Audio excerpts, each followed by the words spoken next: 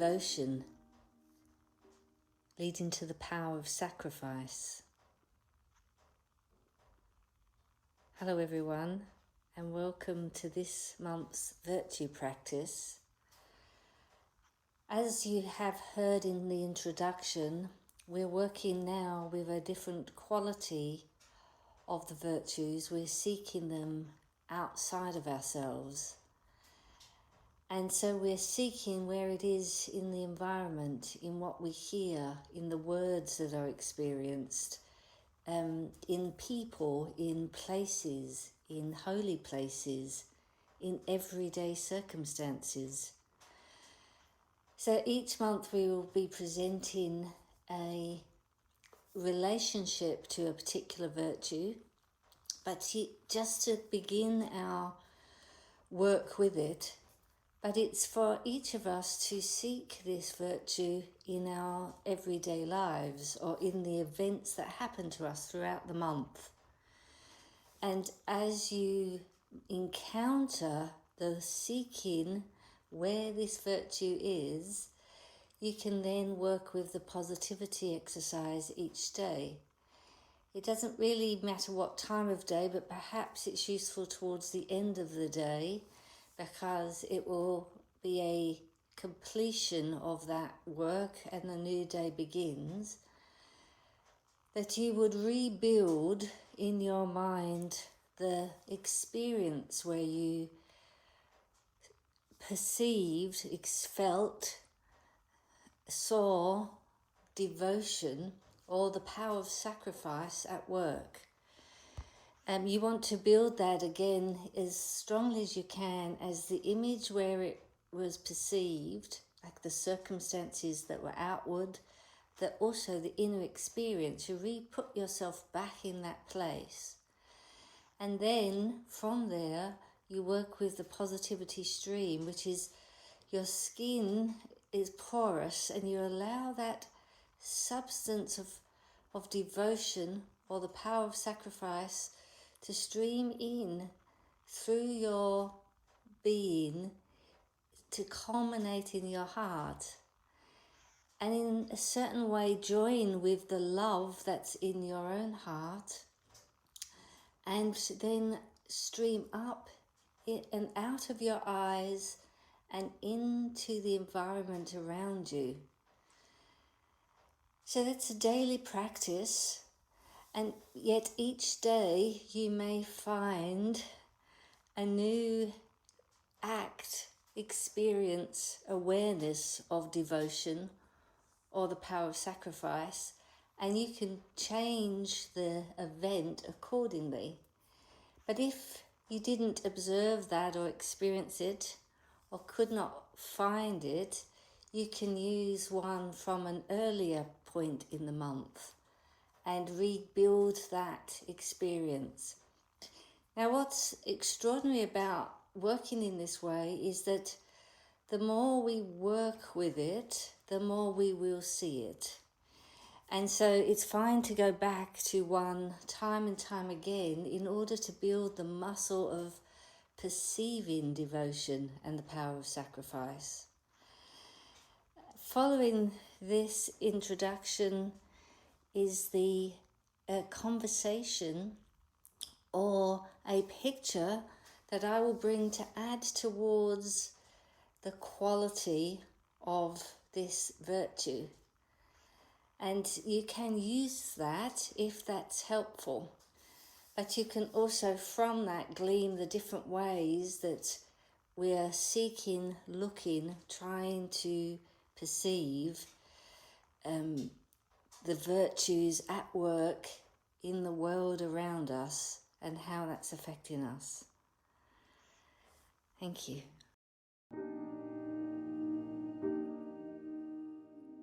Hello everyone. This month I'm in Montserrat.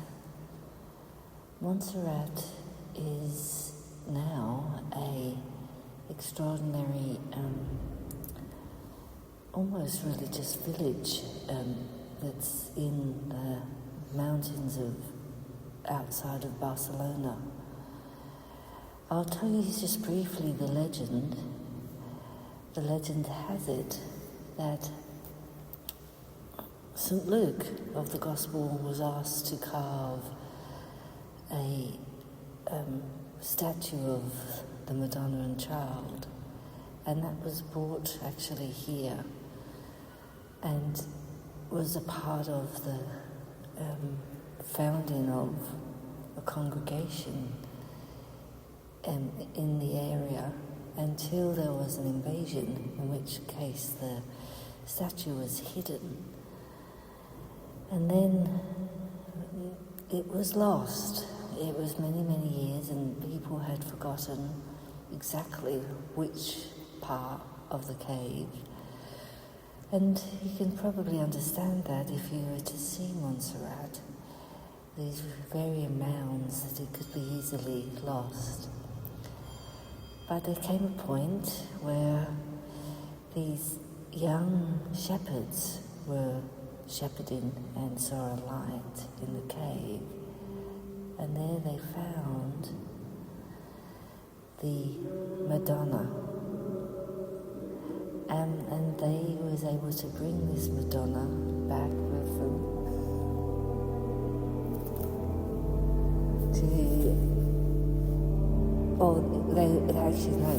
it's not that they brought it, they tried to bring it back with them, and it was too heavy to move. So the extraordinary thing about this place is the whole church, the temple, was built around the place where they found the Madonna, which is quite unusual. Mostly these figures are taken to a church or included afterwards. So this place has arisen up out of that. However, for centuries before, it's known as a holy site. People, hermitages are everywhere. People would come from miles around to be in these mountains. So you can hear that behind us, or in this area, we have the Benedictine service. And the Benedictines have been holding this area for many years. And I think this is one of the things that we've recognised time and time again, that a sacred site and holy places have been utilised by many traditions throughout the ages, and now it's being held by the Benedictine monks, and it still holds extraordinary power. We've spent time both in the monastery, where the experience of the Black Madonna is quite phenomenal, more than I would have ever expected from seeing any picture, of course. But also in the mountains, where there seems to be a reflective image, where many of the small hermitages that were found were also then little chapels were built upon or in those areas. So there's these power sites that are reflective of the activity that's happening in the monastery. So you wouldn't even have to enter this monastery to experience what is here. But if you are connected to the Black Madonna, then it's such a potent experience. I have with me my good friend and colleague, Melanie, and we both have a connection to this figure, and so it was really a wonderful thing to share this experience and to actually have reflections from our different perceptions. So So yeah, Melanie, how's it been? Hello. It's been wonderful to be here, and I think the first thing that was really obvious was going to meet the Black Madonna, and even just from the side, there was already life that was so different to the photos that I'd seen previously. And that actually to stand in front of her, how quickly the movement happened, that there was this locking of this eyes and heart that I wasn't really, I don't know what I expected, but I didn't, it was something that just moved very quickly, didn't take a lot of time. Yeah. And I think this is one of the things that we're really, as I've spoken about before,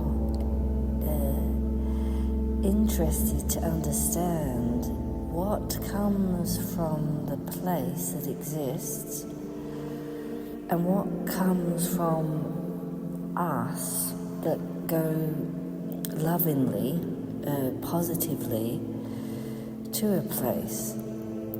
And it seems that there is this relationship between these power centers, these holy places and holy figures that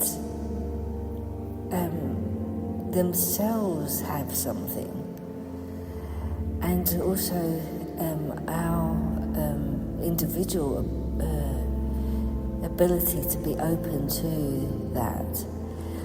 And we know that the love and the positivity is the way it allows it in. And so on one hand, we're very aware, what is it that we're bringing to this statue? Because it is a statue, but what is it arising from this statue? And I think the thing about real sacred places is there is something there, but in our age, as I've mentioned many times, we need now to participate. And, it's wonderful to be with someone that can have the level of participation that allows can't use the word fullness, because I'm certain that the more available we are, the more we can experience. But it was so powerful for both of us. It really was. It was, like I said, there was no expectation, and I think that was the part of me that had to be prepared to be here. There was a real pilgrimage in my own life, in a way, that prepared this ground that I was going to bring to this space as well. And then when I met the statue, there was a coming towards from both ways that was really moving, but it then was moving parts of these kind of energies within myself that was really nourishing, deeply nourishing and illuminating in many ways. And each time we go to her, there's something new. So it's like you are in this unknown without an expectation, but you're also being shown something new each time. Like, it's not like you just revisit and the same thing happens. It's a new something each time. Yeah, exactly. I think the word you use, pilgrimage, is very important, that there is a preparation when we're coming to a holy site. And even though today that preparation may look incredibly different, it isn't necessarily any outer walk-in or journey, but something that has to inwardly move and shift in order to be more available. But for me, even though the holiness of the Black Madonna is profound, I still felt yesterday when we spent the time in the hills, a different kind of course incredibly different, but almost a more ancient echo of perhaps because those hills are being moved more elementally, freer. There's a lot of course, as with all the holy sites we've visited, religious, what we'd call it, tourism. And so there are many people that wander past the holy sites just to say that they've done it. And even people carrying some of the sites are holding it in that place, and you can really then experience the difference of those that are here in extraordinary reverence for the task, and others that are just hoping the visitors get out of the way as quickly as possible. But I think that's why the dual nature of this site is really profound. I think in other places that I've visited, the outer environment is more in the earth, so it's like the ley line. I think Chartres Cathedral comes to mind immediately, where the actual holy site is chosen by the what's only under the earth, in a way, not what is in the natural environment. And here, the natural environment is carrying something, and that's why I think they've said, people came here, have worshipped here, have entered into their initiation in these mountains way before it became a church, even before the Black Madonna came into the heart of the community here.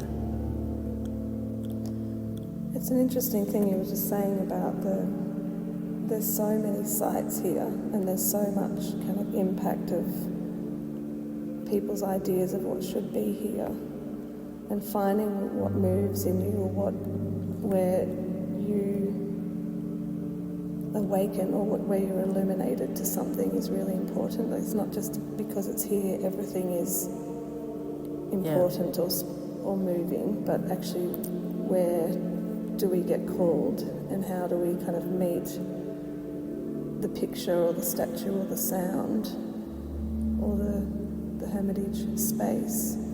Yeah. And that's going to be different for each person. It's not just going, well, this is the journey you do, but what is something of your individual in that? Yeah, and it is interesting how the outer spaces do demand a physical pilgrimage. So there are shifts that are taking place in your system before you get to some of these caves and little temples that have been held for a reason, because they've carried so much. Yeah. Even with the difference with John and Magdalena, they were very close together.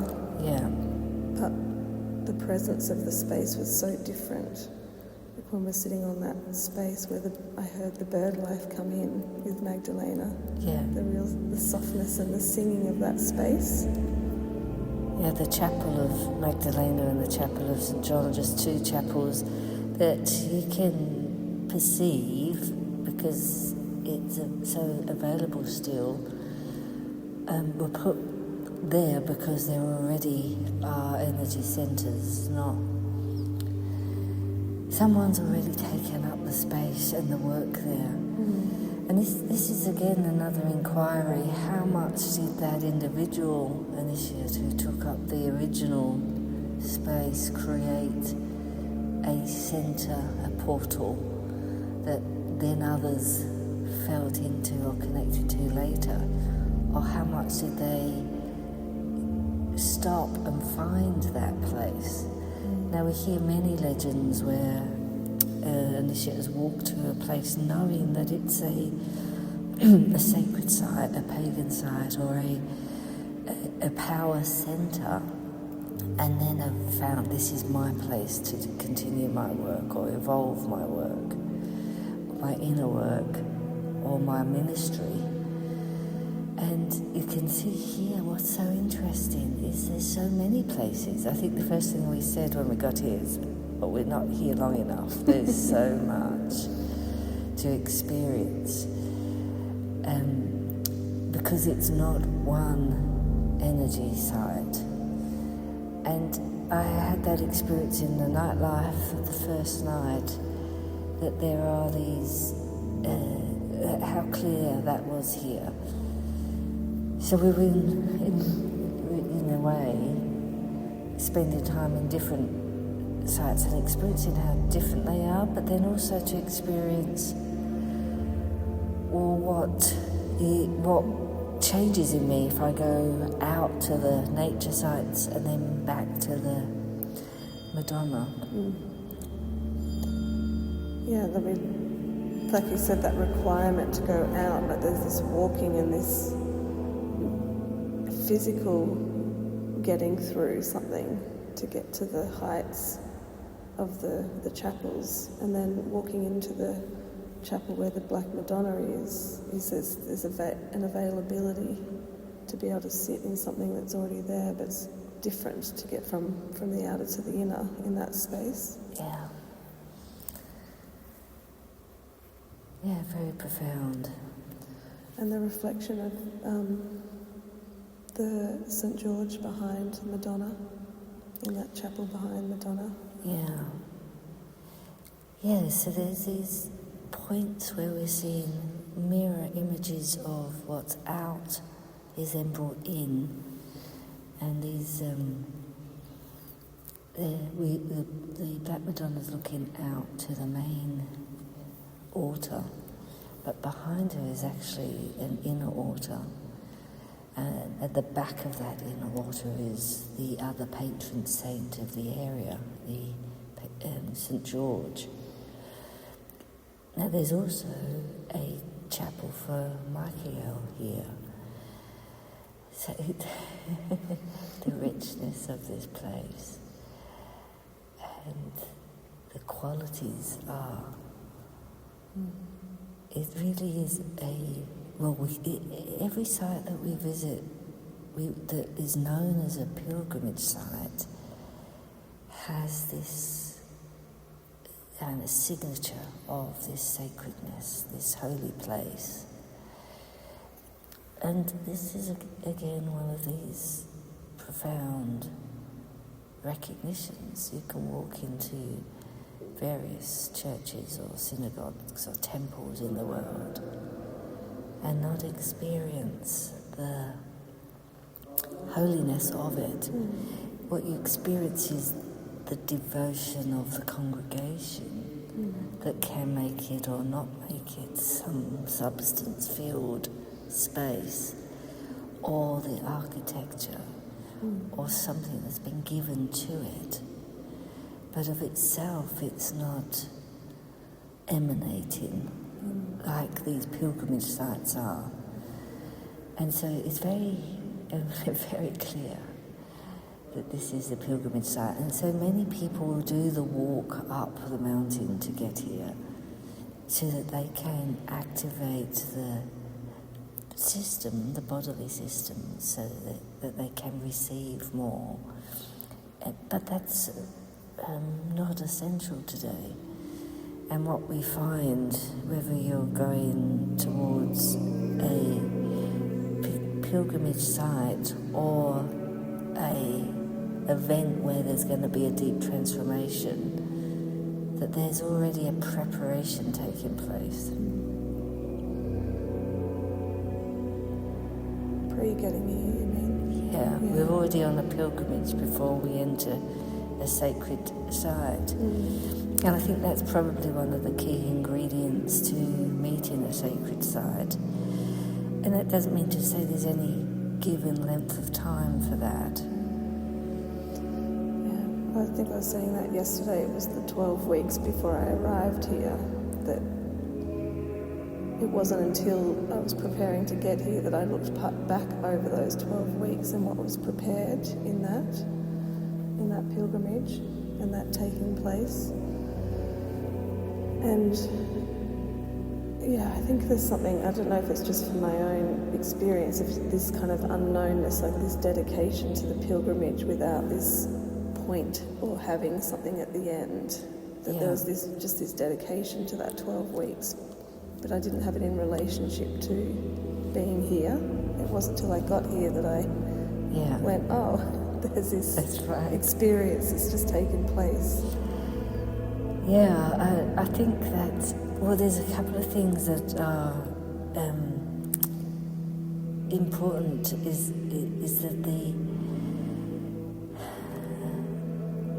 that we didn't really do much research about the place. I had connected with the Black Madonna in the festival work, but we hadn't sort of looked at, and there's always pictures. If you put in Montserrat, you'll see the mountains. But I didn't know anything about the legends or the stories, so much as I was already called to come here probably 3 or 4 years ago, and was working out how would this happen.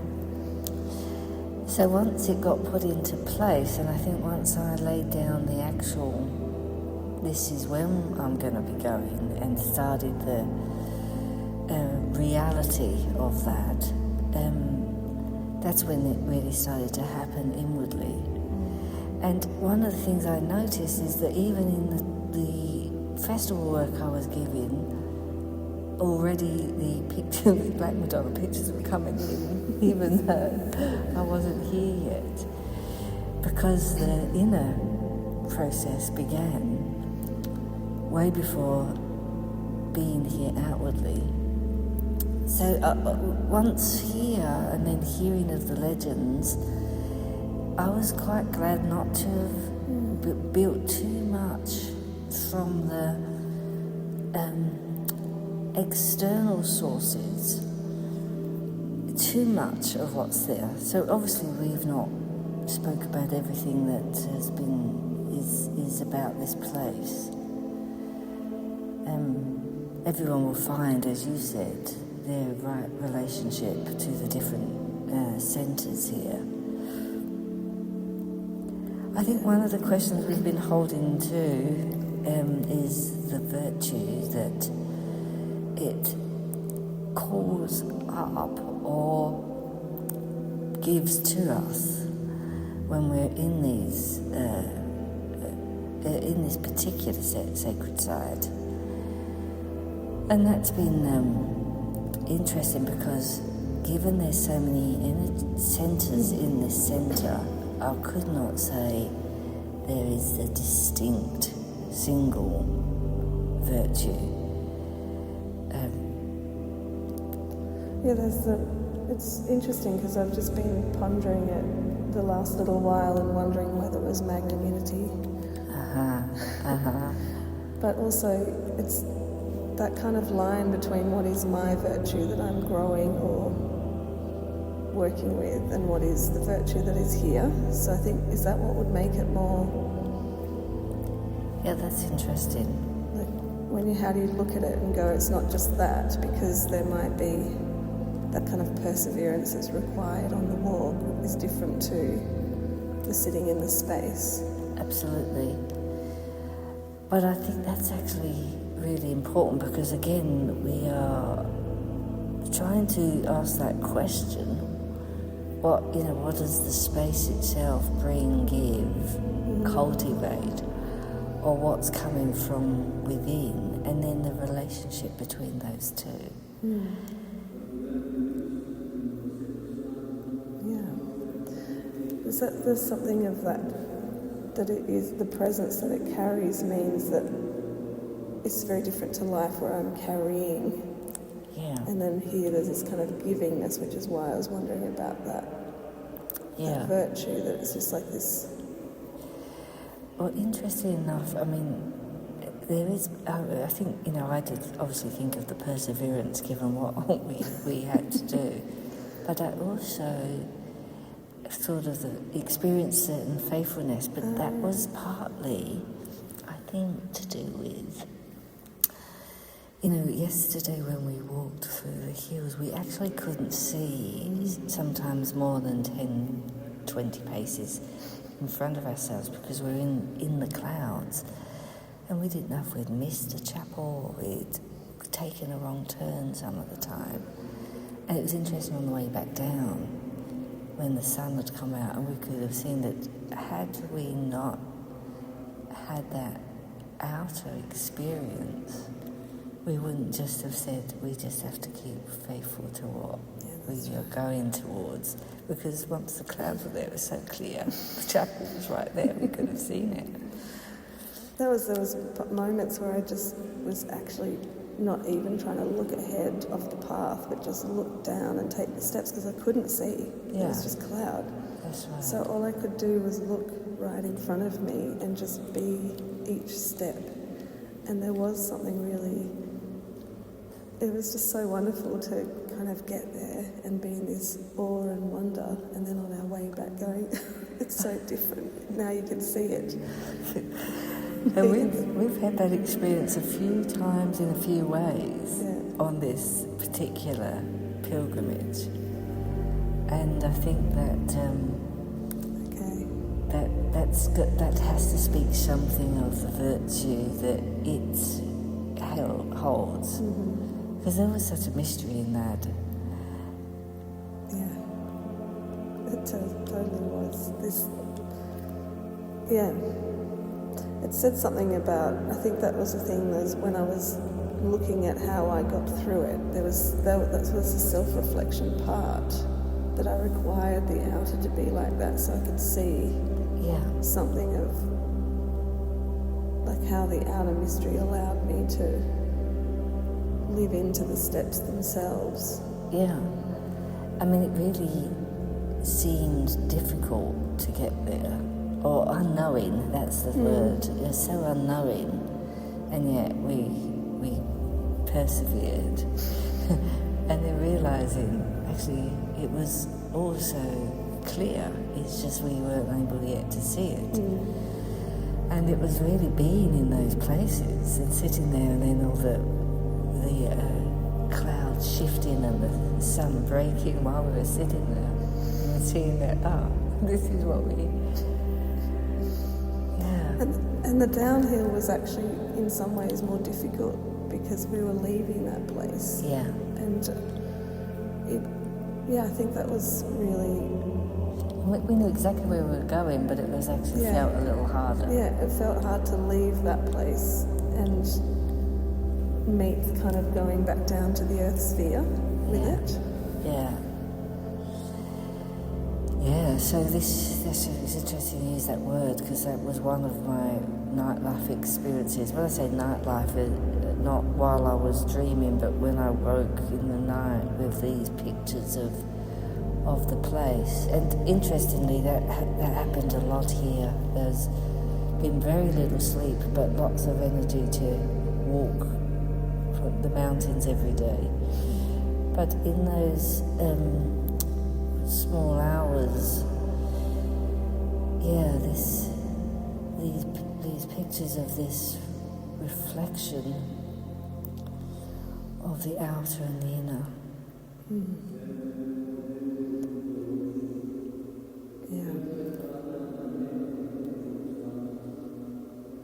You just hear these people in the background with their devotion. Yeah, and then even that's what's so extraordinary in these sacred sites, is that they are still today worked with, yes, that's possibly the wrong word, but lived with in different ways by different people. And I think that the more these sacred sites can be opened for that, which I think they are becoming. There was a time when we can see in history here where this would have been held and exclusive to particular streams that took hold of the space. But now it's returning, as many sacred sites are, to pilgrims of the spirit in various lineages. And this is, you can really experience this in the nature, that it can't be owned in that way. And that power of being out there, and then the Black Madonna in the church is just extraordinary for me, because I have the connection with both. Some will only have that with what we could see as the spiritual aspect in the mountains, and others of what you mentioned there as the earthly aspect, which is still, obviously, so spiritual, but nevertheless contrasting to this being above the clouds and then being in where the tourist space is, and yet they both carry their powers. They absolutely do. And we've talked about too that how the people that are in the space make a difference as well. Like that when you're in a mass where people are just there to take photos and kind of have a little look, compared to when people are there in their own prayer. But even how you're greeted by the people that hold the space, letting you indoors and out of doors, that can change your experience of how they revere what's taking place here. Yeah. But I also think that's also where the work can lie, by not being blocked by someone's disregard for the holy. And that's where our positivity exercise is sometimes tested, but essential, because we can still do something, and in a sense we could say, what can we bring to this? Exactly. So in the future there may be just more awareness. And I do wonder, the people that come here, particularly on the religious tourism, that they potentially are quickened, just from being in a space like this, that we can't perceive in that moment, but in the future it's laid a seed, or it's laid a foundation. There's such a joyousness. I've been looking at the older people that are here travelling as groups, they're in a different part of their life path, and there's this real joy that I've noticed in them, that but I think that the key for me, what you're just saying, is like, regardless of the space, how do I bring myself to it? How do I live this loving life, even though there's going to be at times feeling like there's blocks, or having to kind of advocate to get to that mystery. Yeah, absolutely. But what the extraordinary thing is because of where it is, it's the natural wonder is working so intensively. I think compared to other places, the people are so available that are here because of the way the natural streaming is. It is a deeply sacred site.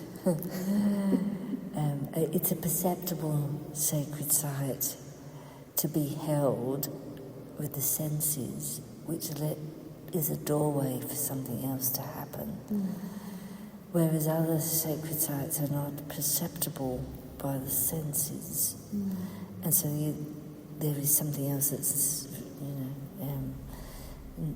needing to be worked. But when it is perceptible, some people can be more available, although, of course, today we see that, also people are using these mountains for their fitness regimes and for their for completely other experiences, a challenge to rock climb or... But seeing the children here and the level of reverence that they are in this space. Yeah. It's just been really moving to see that they are open and available to what is here. Yeah. And you can see it in how they move in this space. Yeah, that was probably, that was so sweet. Also to see how, they were being held. Each of the leaders of the children that we've met so far have had whether they've been learning orienteering on the mountains or a nun with a small group of children, they've had such an extraordinary quality about them.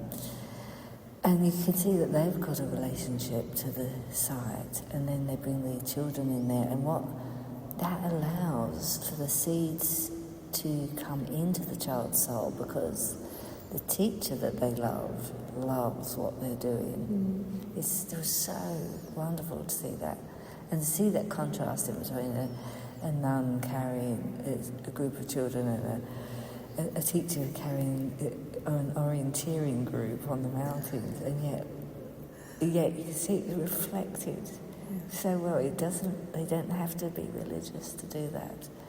They just have to have a loving heart. Yeah, that's right. And it was just seeded in those children. Such a wonderful experience. Which is where I wonder if that's how the Black Madonna actually affects how adults give to children. That was one of the questions I've had.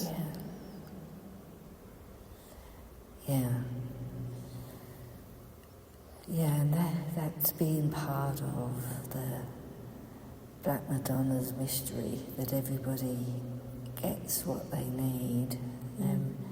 And can a teacher find that mantle, and observing that even when you have a class, there is still recognising the different needs of the individual child, and yet enfolding them in this class mantle to keep them together in various ways that they were, and just so beautifully and so heart-filled.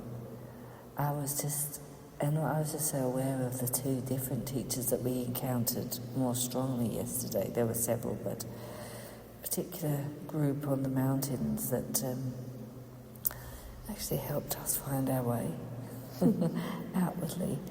And then the group here that called us in when they were singing in one of the chapels, that also gave us our way. And it was the children that actually helped. It was extraordinary. It was really, really something. Yeah.